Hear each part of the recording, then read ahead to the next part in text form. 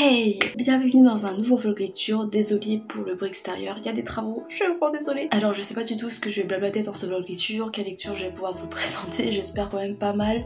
Même si ça va être difficile parce que je viens de quitter une période super chargée pour une nouvelle période assez chargée, donc on verra si j'arrive à bien me débrouiller. Normalement ce vlog sort dans la même semaine que mon vlog spoilant sur le tome 3 de Daevabad, l'Empire d'Or, parce que comme ce sera un vlog spoilant sur la fin d'une saga, je pense pas que énormément de gens pourront le voir, et du coup je fais ce vlog lecture là, beaucoup plus englobant, beaucoup plus général et pas spoilant, pour contenter tout le monde, enfin le peu de gens qui regardent mes vidéos, mais merci énormément également. Alors on est le 12 mars et pendant cette semaine, avant le 17 mars, j'aimerais terminer le tome 1 de Persona de Yelena, parce que ce week-end là, le 16-17 mars, je suis en bénévole dans un petit salon de livres des Livrez-vous à Vieille-Danton en Isère, dans lequel Yelena sera une des invitées d'honneur. Comme j'ai toujours voulu découvrir sa série qui m'a l'air vraiment très parlante, parce qu'apparemment il n'y a pas forcément de romance et qu'il y a des relations familiales je crois qui sont mises en avant, et bah ça me parle beaucoup et ça résonne énormément avec mes goûts, donc j'ai toujours voulu tester. Et là bah, quoi de mieux que d'avoir une occasion de rencontrer l'autrice, de parler avec elle, de faire dédicacer l'ouvrage pour céder enfin à cette envie là. Le truc c'est que j'ai épluché pas mal de librairies et je n'arrive pas à trouver ce tome là, donc là je suis en train de le lire en numérique, et si j'aime bien le livre bah j'achèterai sur place et je me la ferai dédicacer, et comme j'ai déjà lu en numérique bah je pourrai parler avec l'autrice de son œuvre.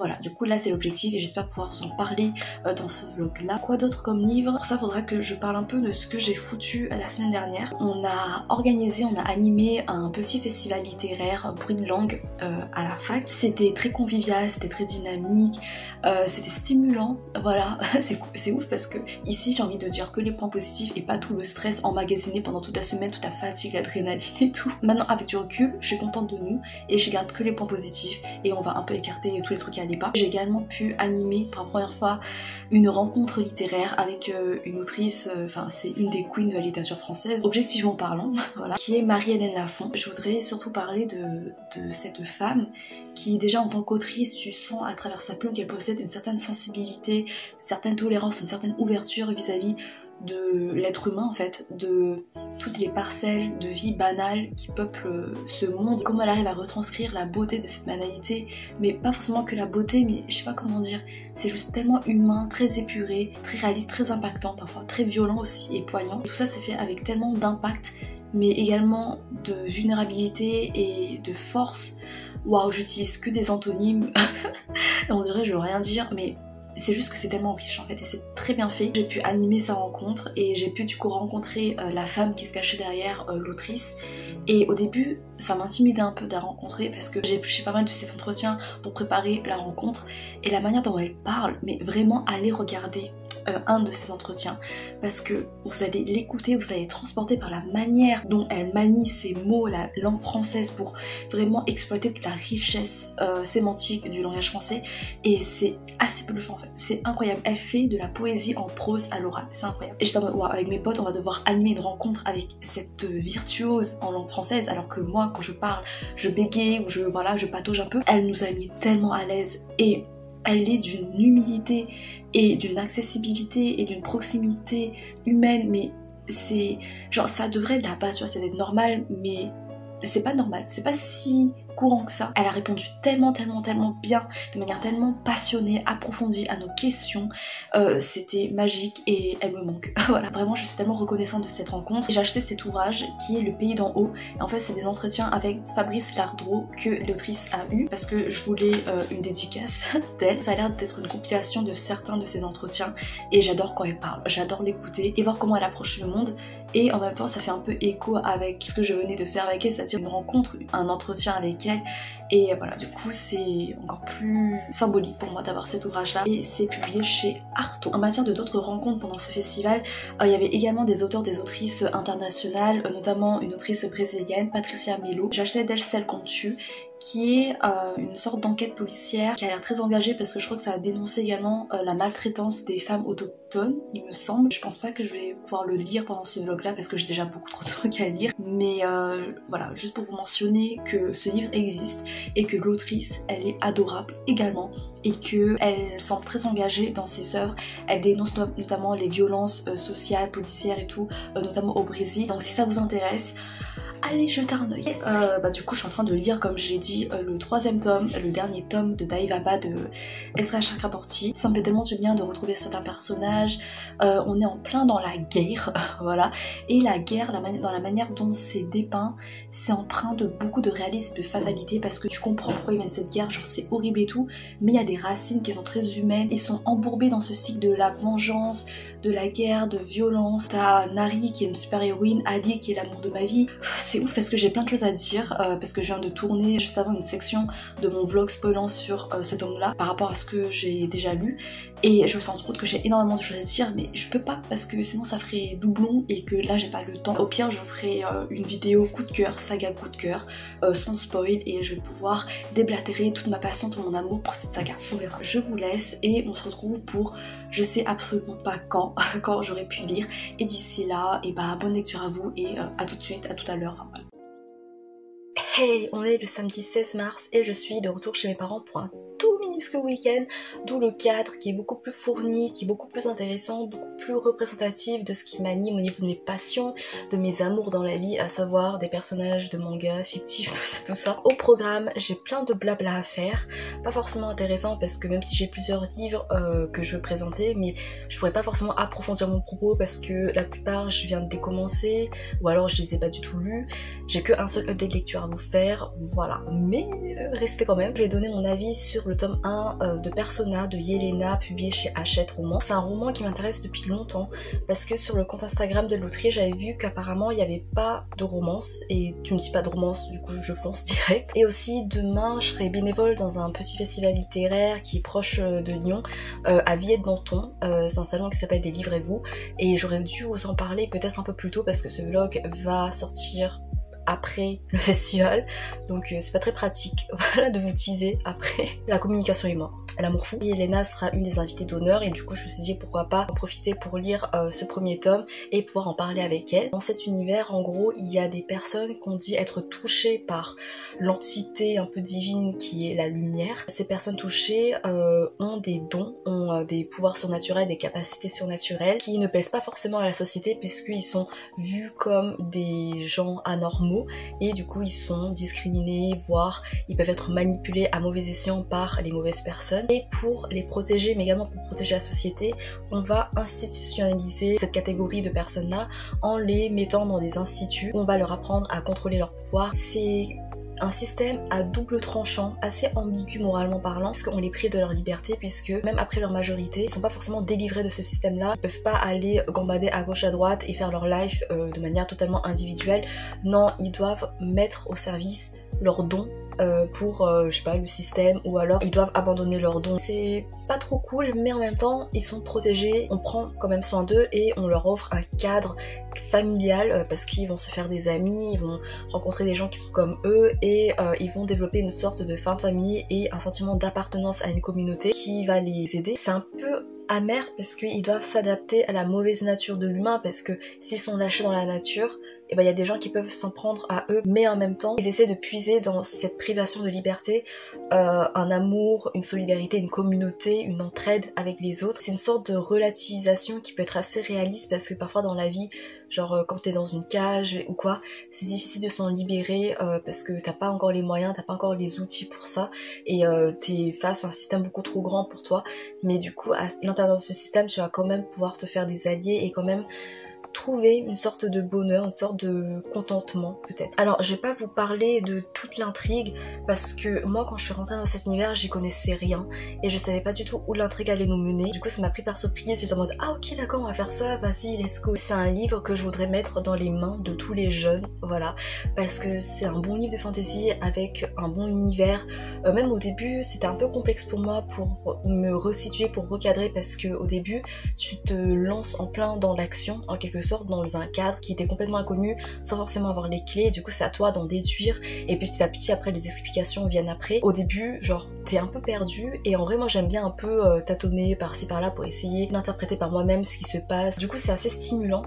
Et surtout c'est pour sa description, pour le portrait de l'amour que le livre offre. Andrea c'est la protagoniste, en fait c'est un peu compliqué parce qu'il est défini comme il, mais c'est une personne qui peut prendre l'apparence de plusieurs personnes. Du coup il aime bien avoir cette liberté de pouvoir incarner tous les genres. C'est un protagoniste qui ne s'intéresse pas aux relations romantiques, et du coup ça permet par le biais de son développement de développer la force, la puissance des relations amicales, de fin de famille, et ça montre comment former des amitiés saines dans la communication, dans la compréhension mutuelle, dans la patience, dans la remise en question pour aller vers l'autre mais en respectant ses limites. Et ça rend vraiment honneur à la puissance de l'amitié, des gens que tu considères comme ta famille, et ça montre que ces liens-là peuvent être tout aussi forts, particuliers dans ta vie qu'une relation romantique, parce que il y a un moment, un personnage qui se plaint de la romance, enfin, du fait qu'on accorde une place beaucoup trop imposante et importante aux relations romantiques dans ta vie, comme si c'était la réponse à la quête ultime du bonheur.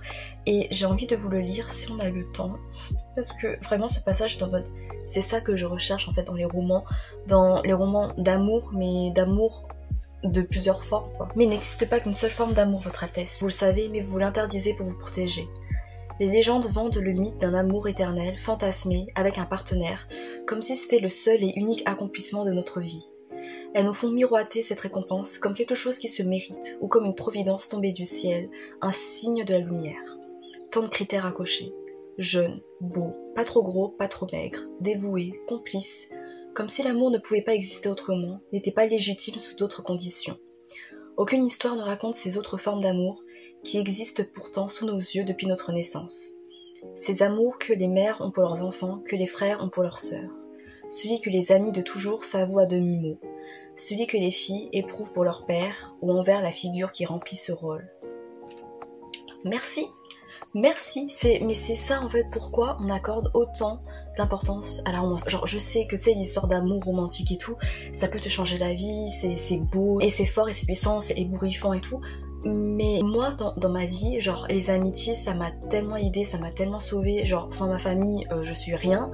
Et pourquoi on célèbre pas ces formes d'amour également au même titre que les romances, tu vois. Merci pour ce passage et j'espère que demain je vais pouvoir féliciter de vive voix l'autrice. Et Andrea c'est un protagoniste assez particulier parce qu'il est universel dans le sens où il a ce côté allégorique qui représente toute la bonté chez l'humain. Il a une empathie qui lui permet de toucher les autres, de leur créer un cadre où ils se sentent en sécurité et acceptés comme ils sont. Mais en même temps, c'est une figure allégorique qui reste humaine dans le sens où il a sa propre vulnérabilité, ses propres peurs, ses propres faiblesses qu'il essaye de surmonter grâce aux autres, grâce à ses liens avec les autres. C'est une entraide amicale, familiale qui est forte, qui est naturelle, qui montre que la beauté ça se réverbère entre les humains. J'en avais déjà parlé de ce thème. Oui, c'était pour le manga Le Petit Monde de Machida et c'est quelque chose qui me touche profondément. T'as la relation entre Andrea et une petite fille, Pax, qui est comme sa petite sœur et comment sa pureté à elle, son insouciance, son honnêteté permet à Andrea de souffler un bon coup, de relativiser, de prendre du recul et se rafraîchir l'esprit. Au niveau des autres personnages, t'as plusieurs autres profils de jeunes qui sont visibilisés, enfin genre qui sont mis en avant. Par exemple, t'en as un, je crois qu'il est autiste. Ça essaie de mettre en avant toutes les douleurs et tous les tourments des jeunes, ce qu'ils peuvent ressentir, comment ils peuvent se comporter, ce qui peut les assaillir, les faire se remettre en question pour décomplexer tout ce genre de questions, de tabous et amener à beaucoup plus de communication et de tolérance pour nous inviter, nous, à aller vers ces jeunes-là et à essayer de les comprendre, à essayer de communiquer avec eux sans les prendre pour des teubés. Et c'est vraiment dans toute cette empathie que le récit se développe. Au niveau de la romance, alors il y a une romance qui est mignonne, qui est saine, et encore une fois cet aspect sain, ça rappelle qu'il faut respecter les sentiments de l'autre, ses barrières, et en fait ça va dénoncer avec douceur et indulgence certains comportements qu'en fait quand je lisais j'étais en mode ah ok ça a but comique et j'acceptais comme ça, et en fait par derrière, par la suite ça dénonçait ça en mode oui mais ça se fait pas, genre faut pas faire ça, et en fait je me suis rendu compte qu'il y avait des comportements que moi-même je banalisais parce que peut-être que dans la vraie vie, en vrai, je trouverais ça assez lourd et je verrais que c'est problématique. Mais dans la fiction, il y a des comportements, c'est un peu humorisé. Ça se dit humorisé? Je sais pas. Mais bref, tu sais, c'est rendu comique, à but comique. Et du coup, tu passes outre. Alors que là, en fait, ça prend le temps de revenir dessus en mode, en fait, mec, ça se fait pas. Et du coup, le mec, il va se remettre en question et c'est très sain. C'est pas diabolisé ou quoi, c'est juste que c'est des jeunes qui apprennent et qui arrivent à se remettre en question, qui font preuve de beaucoup d'humilité et de maturité déjà à leur âge. Et du coup, c'est très inspirant, même pour des adultes comme nous. Mais Je lui ai mis que 3 sur 5 parce que je trouve que la narration est un peu trop enfantine, dans le sens où il y a peu de subtilité, que les psychologies des personnages c'est portrayé, mais est-ce que ça se dit? Je sais pas. C'est dessiné à gros traits, tu vois, il n'y a pas vraiment de subtilité, pas assez de moments plus implicites, ça te déballe tout et il y a moins de moments où j'arrive à réfléchir, donc ça m'a détaché de l'histoire. Mais la fin, elle donne envie de lire la suite parce que ça concerne une de mes relations préférées dans ce tome. Ça te laisse sur un bon cliffhanger. Du coup je sais pas, peut-être que ouais je lirai la suite parce que en vrai les personnages sont attachants, t'as de bons messages. J'ai aussi commencé ce livre que je vous avais présenté, Le Pays d'en haut, qui est une compilation d'entretiens entre Marilyn Lafont et Fabrice Lardreau, publié chez Artaud. C'est une série de questions-réponses où l'autrice va nous livrer des anecdotes de son enfance, de sa jeunesse, de son rapport avec la nature, parce que elle a vécu dans un milieu rural, dans une maison qui était éloignée de tout et tout, et du coup se mettre dans sa peau et se dire ah ouais elle a vécu comme ça, genre sa maison elle était vraiment au milieu de nulle part, son père l'emmenait en tracteur pour aller prendre le bus pour aller à l'école qui était super loin. Un environnement, un quotidien comme ça, je trouve que c'est difficile à imaginer quand t'as jamais baigné dedans, et j'ai l'impression qu'elle est avec moi et qu'elle me raconte voilà des anecdotes de sa vie de manière hyper chill, hyper détendue, avec encore une fois cette poésie dans les mots qui est rappeuse et en même temps mélodieuse parfois, qui est brute. C'est comme si je la retrouvais et je lis en ayant sa manière de parler, en ayant sa voix dans mon esprit, donc voilà, j'ai l'impression de la retrouver et elle me manque. Voilà, c'est une très grande dame. Voilà. Et ensuite je suis toujours dedans, je suis en train de continuer mon vlog lecture sur cette bricasse. Il me reste un peu moins de 200 pages et j'arrive pour la bataille finale. Je vais pas trop en dire, mais je ressens une lassitude et c'est horrible parce que j'ai l'impression que j'ai de plus en plus de mal à m'investir dans mes lectures à long terme, et du coup pour des bricasses pareilles, enfin je pense que le problème vient de moi, parce que là l'univers, les histoires, les intrigues, les fils scénaristiques, tout est complexifié, tout est dense, ça se mélange, ça se croise, ça entraîne plein de péripéties, mais je suis de plus en plus détachée, je sais pas pourquoi. Ça me saoule. J'espère que pour la dernière partie, je vais raccrocher mes neurones, mes wagons d'intérêt, d'enthousiasme, de passion pour cette trilogie, parce que vraiment les 2 premiers tomes, mais des coups de cœur, mais waouh. Ensuite, je voulais vous parler de quelques-uns de mes achats. Je suis allée à une petite rencontre littéraire avec un poète slammer dans le cadre du Printemps des poètes de Chauvigny. Il s'agissait de Souleymane Diamanka. Du coup là, c'est un de ses recueils, Habitants de nulle part, originaire de partout, publié chez les éditions de Point. Moi avec la poésie c'est très compliqué parce que je suis très peu sensible, j'ai la flemme de déterrer analytiquement tous les sens, ce que l'auteur, le poète y a voulu dire. Mais là du coup rencontrer le poète slammer, l'entendre parler, l'entendre lire des extraits de ses poèmes, c'était passionnant. Il a une oralité hyper mélodieuse et percutante, il a une manière d'imprégner sa voix et sa lecture d'une cadence qui est mais hyper poétique et hyper entraînante, ce qui est normal parce que c'est un poète slammer, mais le voir en vrai, genre l'entendre en vrai, c'est assez ouf, et il donne une certaine intensité, et surtout en tant que personne tu vois que c'est quelqu'un de très humble. Il met également en avant sa langue natale avec le français, il joue avec ça, avec les sonorités. Il a parlé notamment de l'aspect universel du rap, du slam, du poème, et à travers ça, à travers cette universalité, ça permet de mettre à l'honneur sa langue et sa culture natale et de transmettre beaucoup d'émotions rien que en l'entendant parler, tu vois, même si on comprend rien sémantiquement parlant. J'avais envie de citer, de mettre à l'écrit tout ce qu'il disait, tellement il a des phrases, il a des citations qui lui sortent, mais c'est beau. Genre il disait que il aimait bien écouter les gens qui étaient passionnés de n'importe quel sujet, et qu'on devrait écouter les gens passionnés car ils sont passionnants, et que le livre c'est comme une personne passionnée mais figée, et c'est trop beau. Et en vrai c'est vrai, enfin genre les gens qui sont passionnés par leur domaine et qui te parlent avec tellement de ferveur et de vigueur, ça te transporte, et moi ça m'atteint trop, j'aime trop les gens qui parlent avec tellement de passion, ça m'émeut en fait, je suis en mode mec ou meuf je t'aime, enfin bref je sais pas comment dire. Et ça me rappelle pour My Hero Academia quand, je l'avais déjà raconté, mais c'est la personne qui m'a donné envie de redonner une seconde chance à My Hero Academia, parce qu'elle en parlait avec une telle dévotion et un tel amour et une telle conviction sur tout le génie de My Hero Academia, sur la psychologie, l'humanité des personnages. C'était beau, et j'étais en mode meuf mais bravo, et j'adore, vraiment j'adore, avec tu sais les bons arguments, avec plein de trucs hyper intelligents et tout, enfin bref, j'adore. Bref, j'arrête de parler. Il y avait 2 recueils et je voulais en acheter qu'un seul parce que bah, je suis étudiante, hein, j'ai pas beaucoup d'argent. Et j'ai choisi celui-là parce que je suis tombée en feuilletant sur les premières lignes, les premiers vers d'un de ses poèmes. Je lis très mal, hein. Je n'ai pas son oralité hyper percutante et tout. Du coup, je vais pas lui rendre honneur à toute la beauté, mais je vous jure, il faut l'écouter et ensuite vous lisez avec sa voix. Le poème qui s'appelait Papillon en papier. Même s'il est né de ma plume, si tu l'as aimé et qu'il t'a plu, ce n'est plus mon poème mais un papillon en papier qui survole une dune pleine d'amour près d'une plaine abandonnée. L'image du papillon en papier, je sais pas, j'aime bien. Il fait plein d'expériences de jeu avec les mots au sein d'une phrase, genre il va inverser les lettres pour former une nouvelle phrase, ça formait des mots existants pour former une nouvelle phrase, enfin bref, c'est phénoménal. Et apparemment à chaque fois que tu le relis, genre tu redécouvres de nouveaux trucs. Alors je sais pas si j'aurai la patience, voilà, pour analyser comme ça, mais franchement c'est bluffant, vraiment. On nous a donné des exemples, t'es en mode mais incroyable.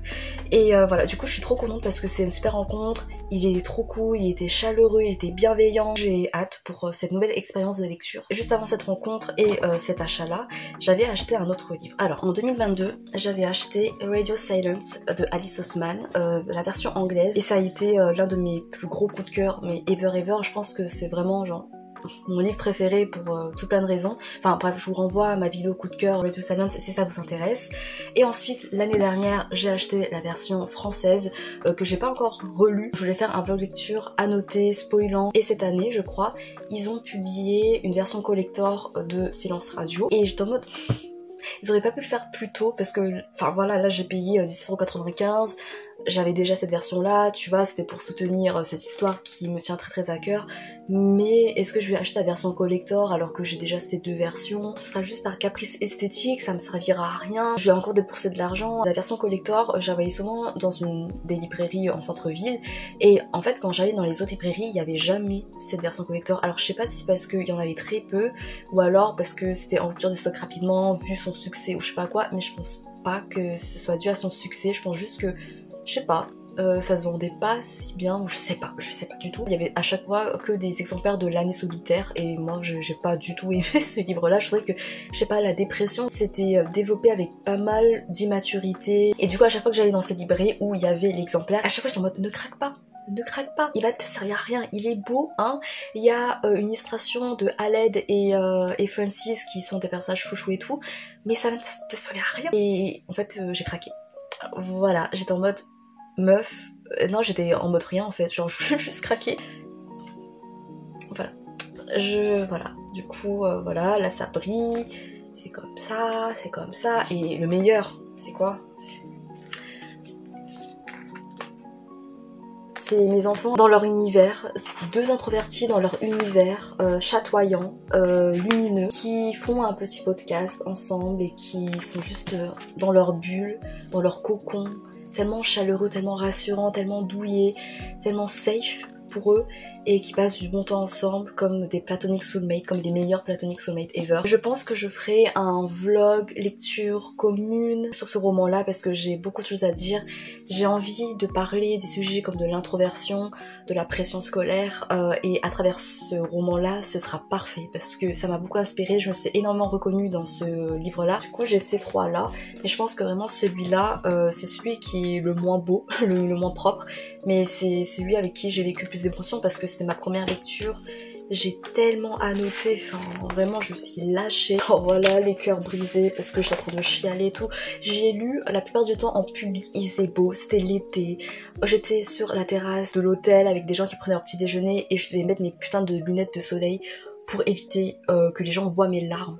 Parce que j'étais en train de chialer ma race. Voilà, du coup rendez-vous prochainement pour un vlog lecture si ça vous intéresse. J'ai aussi acheté les 2 premiers tomes du Trône de Fer. Celui-là je l'ai acheté aujourd'hui en occasion. Au début j'étais pas trop chaud pour l'acheter parce que bon c'était en occasion, mais c'était 6 € au lieu de 8,50 €. Du coup j'étais en mode bon la réduque un peu, bon bref. Mais quand j'ai ouvert le livre, il y avait une fleur séchée de la couleur du tome et ça m'attendrit. C'est les petites surprises, voilà, de l'occasion. Du coup j'ai acheté pour la fleur séchée. Et avant de passer à la dernière section qui sera plus intéressante parce que ce sera par vous, je sais pas si vous connaissez le manga Fruit Basket de Natsuki Takaya, qui est un des meilleurs shoujo ever de tous les temps, même si ça te détruit le cœur. Ils vont publier en France des recueils d'illustrations comme ceci, voilà. Alors là j'ai la version japonaise que j'ai pu choper à Taïwan, c'était méga cher. Un livre c'était hyper cher et du coup les trois bah ça a bouffé tout mon argent de bourse à Taïwan. Ce sont en fait des recueils d'illustrations que l'autrice a dessiné pour chaque épisode de l'anime qui est sorti en 2019 avec des petites anecdotes, avec je crois peut-être un résumé de l'épisode avec une anecdote de l'autrice, et du coup ils vont le sortir en français. Et vu comme la version japonaise ça coûtait cher, putain j'imagine même pas la gueule de la version française. En plus c'est petit tu vois et ça va faire mal, mais c'est trop bien parce qu'il y a des illustrations, ça m'a fait chialer. Déjà un épisode ça peut être bouleversant, ça peut te déchirer le cœur, c'est d'une humanité, mais ça peut être amer, poignant, tendre. Et ensuite t'as une illustration inédite en lien avec cet épisode là. Voilà, ça te pulvérise encore plus, mais en même temps c'est tellement beau. Est-ce que j'aurai l'argent pour acheter les versions françaises? Parce que là d'un côté j'ai la version genre japonaise, mais je peux utiliser Google Traduc tu vois et lire, mais en même temps avoir la version française aussi, tu vois, ce sera plus facile, beaucoup plus fluide à lire et beaucoup plus agréable. Ouais mais ça va être cher, je sais pas, on verra. Oh, ah quoi que là je pense que je peux regarder les prix en direct avec vous, alors tenez-vous bien. Illustration book, gna complete anime Natsuki Sakai.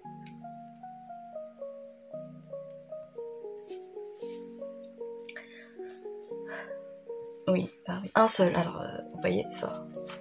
C'est tout petit, hein, c'est tout petit. Est-ce qu'il y a le nombre de pages? Non, mais pas du tout. Mais c'est tout petit, genre voilà. Ça coûte 19,90 €. Un recueil de 64 pages d'illustrations en couleur sur l'anime. Pour soi. Et c'est-à-dire, les trois, ça coûterait presque 60 €.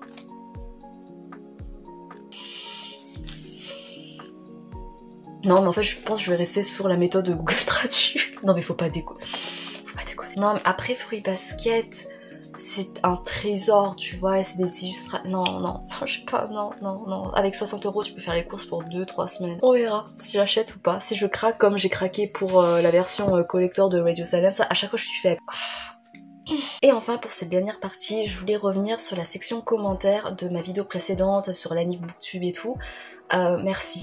Merci infiniment pour vos chaleureux retours. Enfin vraiment, genre j'ai baigné dans un océan d'amour, d'entraide, de solidarité, de soutien incommensurable, et ça, merci, ça me réchauffe énormément le cœur, et merci, mais genre merci vraiment. Normalement à la fin de cette vidéo je devais lire un commentaire d'une personne qui recommande une lecture, mais là juste comme c'est la première fois qu'on fait ce genre de choses, qu'on met en application ce projet, bah je voudrais lire tous les commentaires qui ont recommandé des lectures, parce qu'il y en a pas mal qui ont joué le jeu et ça me fait trop plaisir et merci infiniment. En vrai, pourquoi pas lire à chaque fois tous les commentaires qui recommandent des lectures. Ouais, ça ferait peut-être un peu trop, mais pour l'instant on va faire comme ça, tu vois, parce qu'il n'y a pas beaucoup en vrai de commentaires, et j'ai quand même envie de vous rendre honneur parce que vous avez quand même pris le temps en fait d'écrire un commentaire et de recommander des lectures, et c'est cruel en fait de choisir un seul. Mais je suis désolée si par la suite je dois choisir qu'un seul, mais pour l'instant, YOLO. On va commencer fort.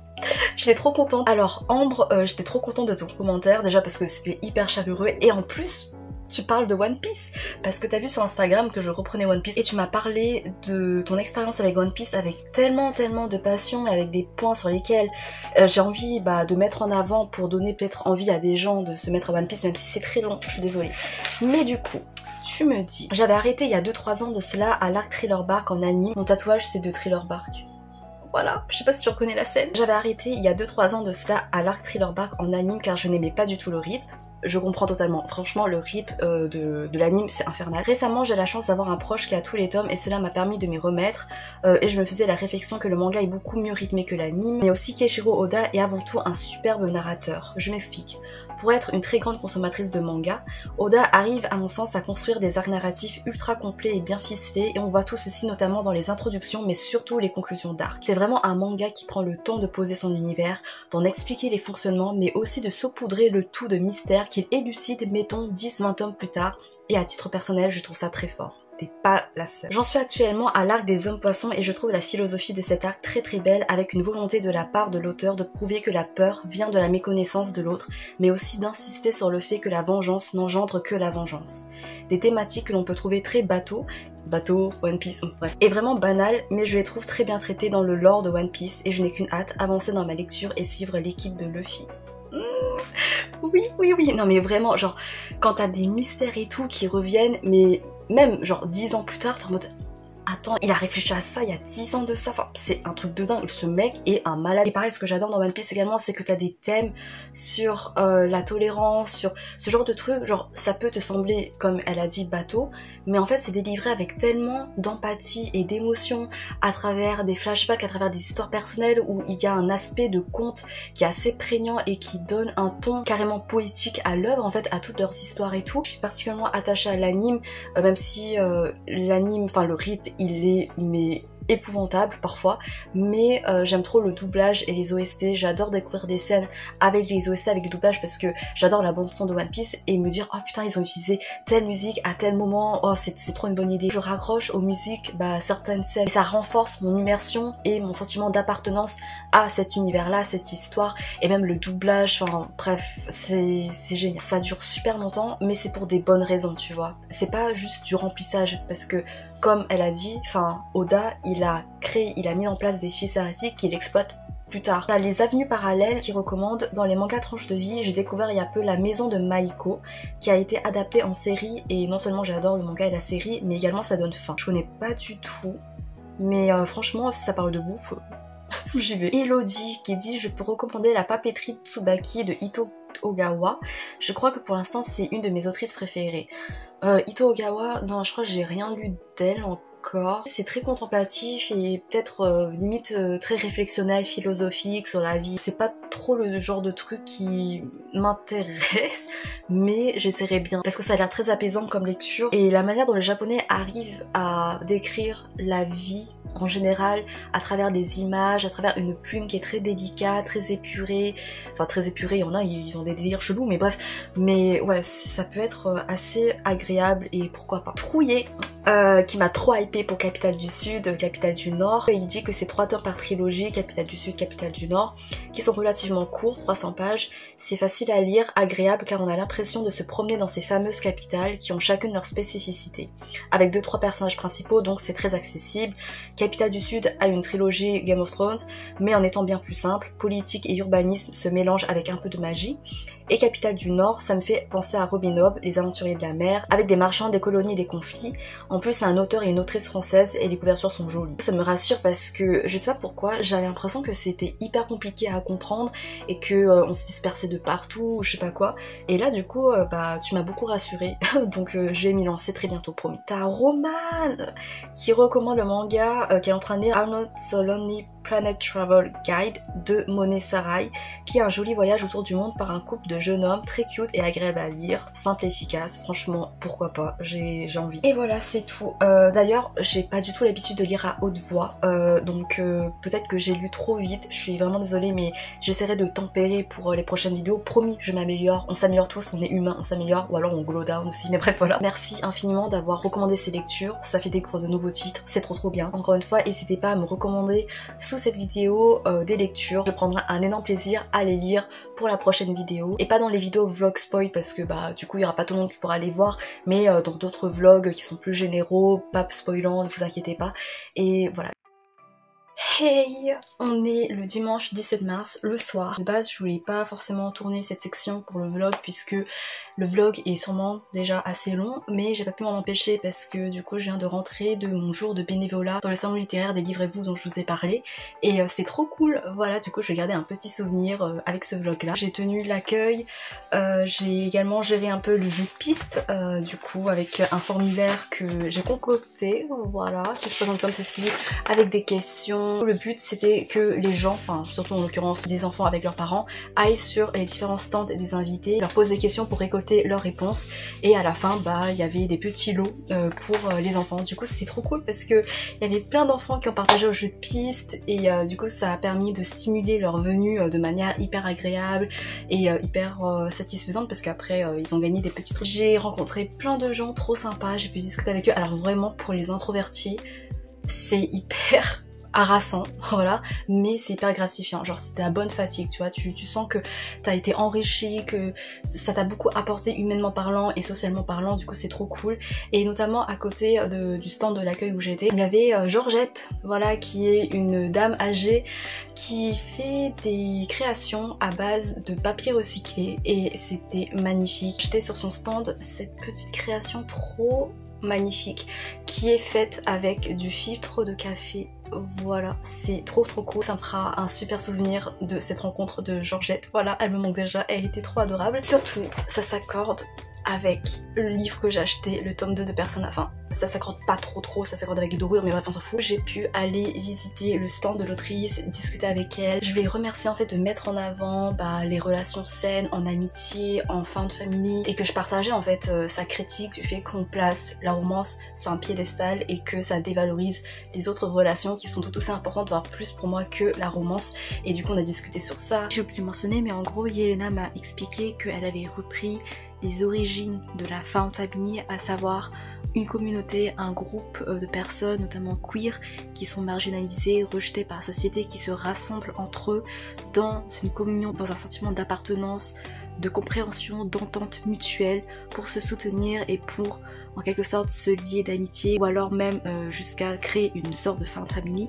Et c'est vrai que c'est parlant avec la communauté, la found family au sein de Persona, parce que ce sont des personnages qui sont rejetés par la société, parce que on les considère comme trop particuliers, comme anormaux.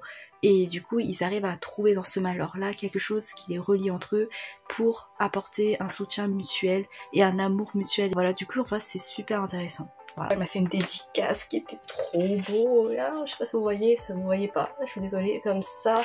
Et elle m'a écrit: pour toujours plus de lumière et de relations saines, parce qu'on a beaucoup parlé de comment créer une relation saine, comment les personnages se remettent en question de manière vraiment très douce, très tolérante, très ouverte et très humble pour voilà, accéder à une personnalité, à un développement plus sain, que ce soit vis-à-vis des autres mais également pour eux-mêmes. Et avec le tome 2, il y avait des marque-pages à l'effigie des personnages, voilà.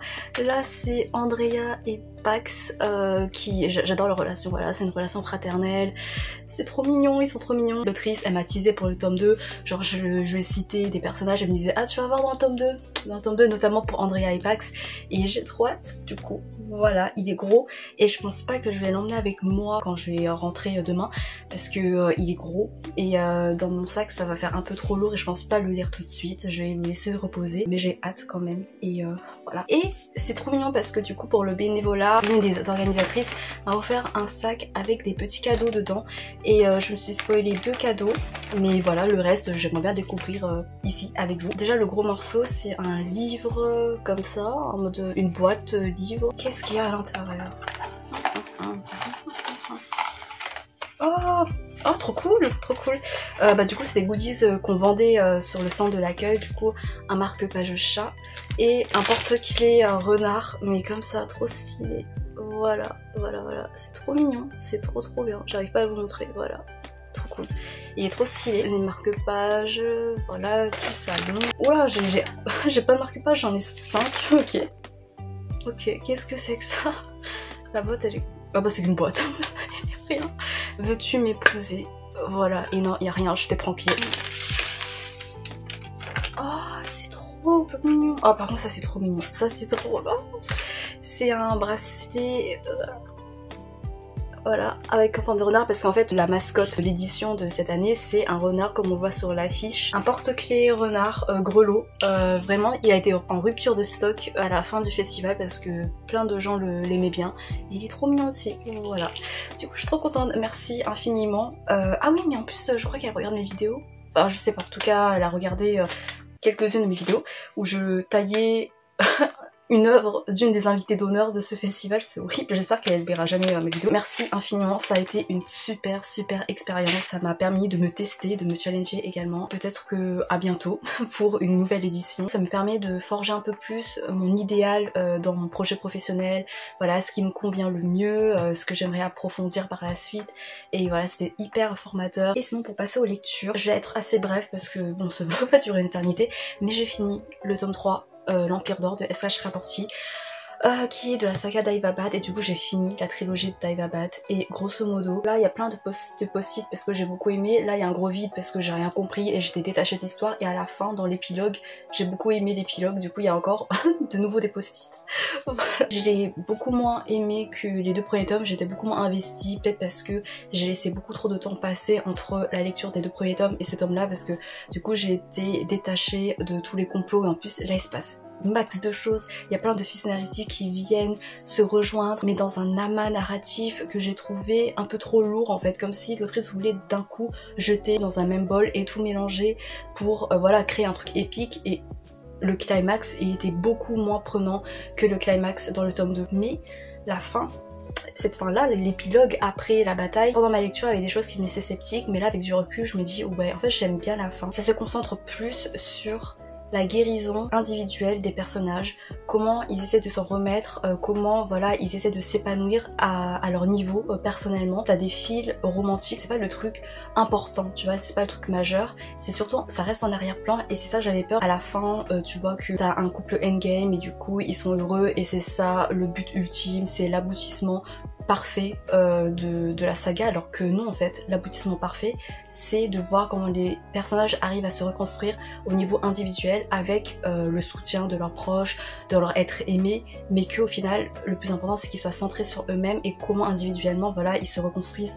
Et ça, il y avait ça dans l'épilogue, dans le 3e tome, et j'ai adoré, et je suis en mode merci. La romance entre Ali et Nari, alors il y a eu un moment où j'étais un peu pas lassée, mais si quand même, parce qu'il y avait des moments de plus en plus explicites et c'était de plus en plus mis en avant, et moi j'aime bien quand c'est juste épuré, tu vois, et ça reste pur, maladroit. Mais j'aime beaucoup le dénouement de leur relation. Je peux pas rentrer dans les détails, voilà, faudra voir mon vlog spoilant parce que j'ai plein de choses à dire. Je veux expliquer pourquoi Ali et Nari, je pense que faudra que j'attende longtemps avant de revoir, avant d'être aussi attachée, d'être aussi prise dans une dynamique romantique comme la leur. C'est pas avec une tension sexuelle omniprésente, avec des quiproquos qui pourraient être résolus hyper facilement, juste tu communiques et c'est bon. La romance respecte leurs limites psychologiques, leurs limites individuelles, ça en fait pas trop, tu vois, c'est pas en mode c'est mon âme sœur, je suis prête à tout pour lui, ça me gonfle, je trouve pas ça réaliste, ça mieux hein. Et Ali et Nari c'est pas ça, tu vois, c'est vraiment tout en délicatesse, c'est secondaire, il y a des petits moments, c'est drôle, c'est maladroit, c'est attendrissant, ils sont trop mignons, et ça développe leur alchimie, leur connexion à travers des discussions, à travers des moments qui sont purs, qui sont juste amicaux, même si j'ai pas autant accroché à ce tome 3, mais je vais quand même faire une vidéo saga coup de cœur quand même, parce que c'était beau, et pour Ali et Nari, et même pour les autres personnages aussi, parce que t'as un arc de rédemption, en quelque sorte, qui en vrai ça peut être intéressant. Je suis pas fan parce que le personnage je m'en fous, mais franchement ça fait le taf, ça va. Je vous laisse enfin. J'espère que cette vidéo vous a plu, que ça vous a intéressé, que ça vous a diverti. N'hésitez pas à recommander une lecture dans la section commentaires et je lirai votre commentaire dans la prochaine vidéo. Merci infiniment d'avoir regardé jusqu'à la fin et j'espère vous retrouver pour d'autres petites aventures littéraires. À bientôt peut-être, je sais pas, j'espère. Salut!